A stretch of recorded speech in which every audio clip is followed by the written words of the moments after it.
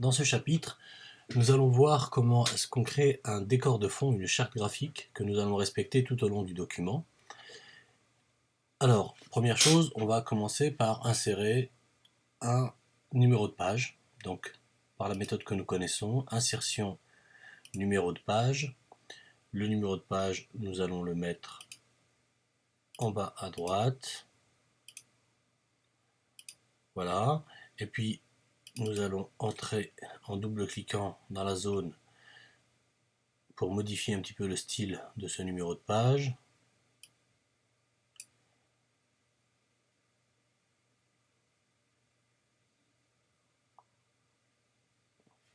Voilà, c'est à droite.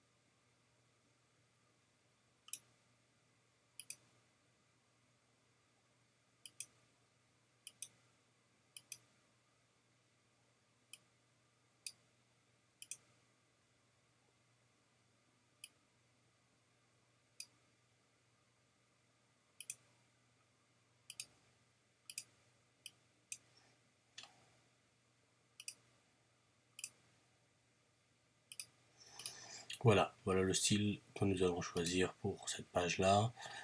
Un truc très simple. Voilà, pour l'instant on n'a qu'une page.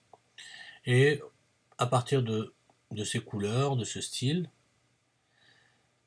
on va établir une charte graphique, d'accord, pour le titre et pour le décor de fond. Alors, on va d'abord faire une zone de texte et on va taper simplement titre du chapitre.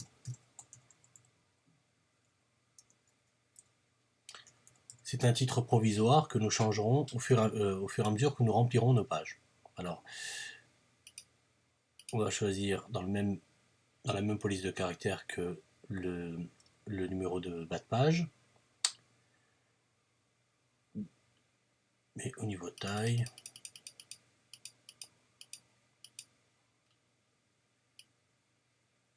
voilà, ça me paraît correct. Il sera en blanc, ce titre également. Voilà. La couleur. Alors pour l'instant, on fait simplement sur fond transparent. Alors, maintenant, nous allons mettre ce titre par-dessus une forme que nous allons choisir. Alors on va aller piocher un petit peu dans les formes de base, ce qu'on peut trouver.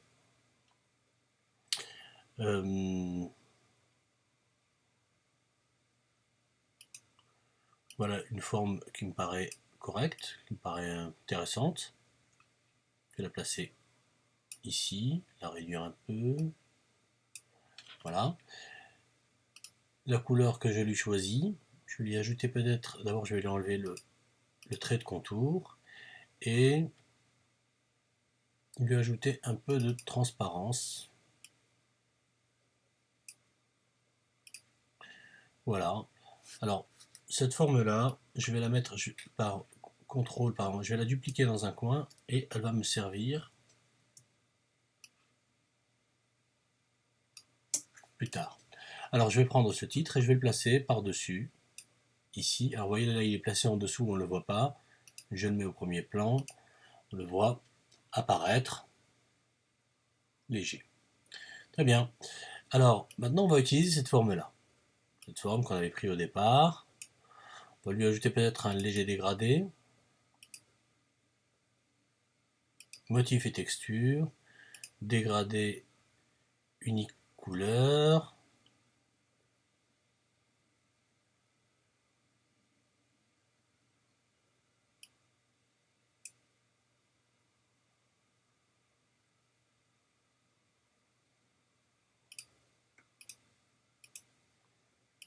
Voilà à quoi va ressembler le dégradé. Et puis je vais m'amuser à faire un décor avec ça. Voilà, simplement en dupliquant la forme. C'est un exemple parmi d'autres, hein. Vous n'êtes pas obligé de reproduire exactement ce type de décor. Vous pouvez choisir évidemment n'importe quel type de décor à partir de n'importe quelle forme. C'est à vous de choisir ce qui vous plaît.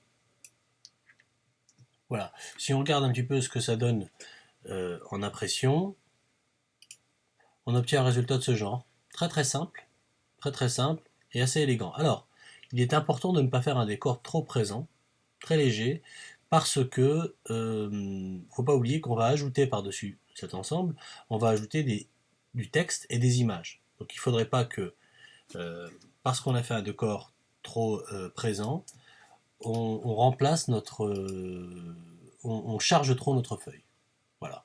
Donc voilà un décor qui est peu chargé.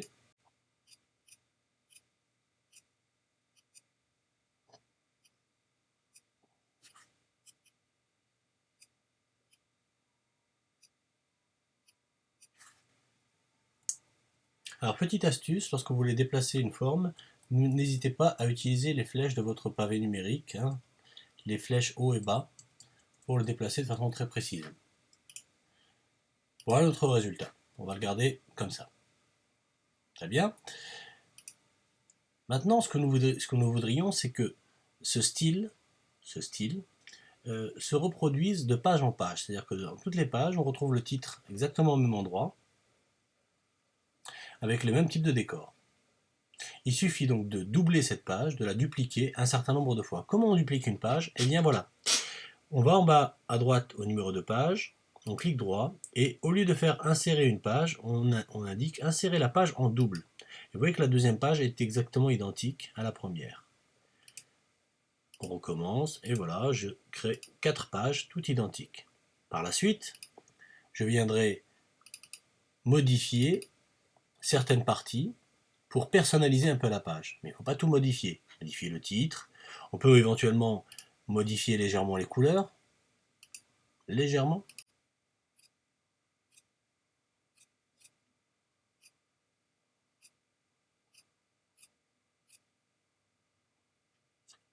Je voudrais par exemple que cette forme-là, elle est exactement la même couleur que celle-ci. Alors, je clique ici sur le petit pinceau, reproduire la mise en forme, et ensuite je clique sur la forme en question. Et vous voyez qu'elle devient exactement identique à l'autre. Je vais encore recommencer l'opération avec celui-ci. Hop, voilà. Quelques petites modifications, peut-être ici aussi. Donc on a la première page, titre de chapitre, elle a ce style-là, le deuxième, celui-là. Alors qu'est-ce que ça donne? On aperçut avant impression. Voilà. On voit que la deuxième page est légèrement différente.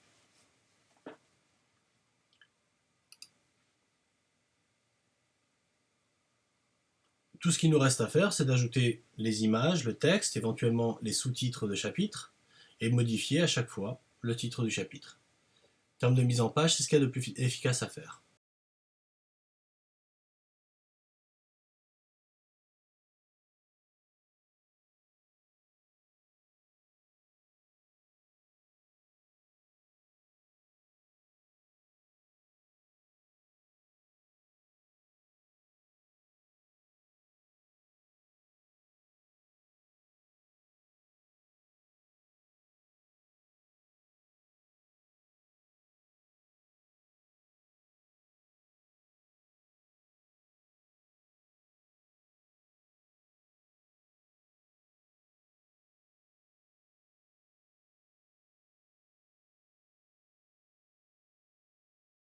Pareil, si on veut faire des petites variantes d'une page à une autre, on peut légèrement modifier la couleur de l'ensemble. Voilà. Alors quand on veut sélectionner plusieurs objets, on appuie sur CTRL et on passe d'un objet à l'autre, hein. Ça c'est un classique. Petite modification de couleur.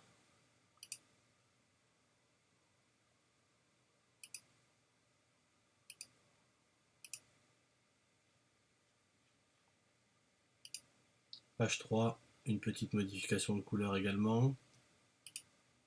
Sur deux objets par exemple, simplement.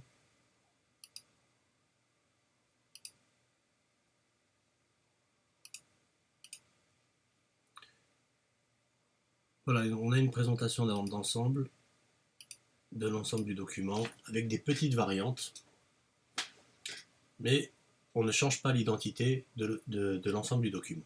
À l'intérieur de ça, on va ajouter notre texte et nos images.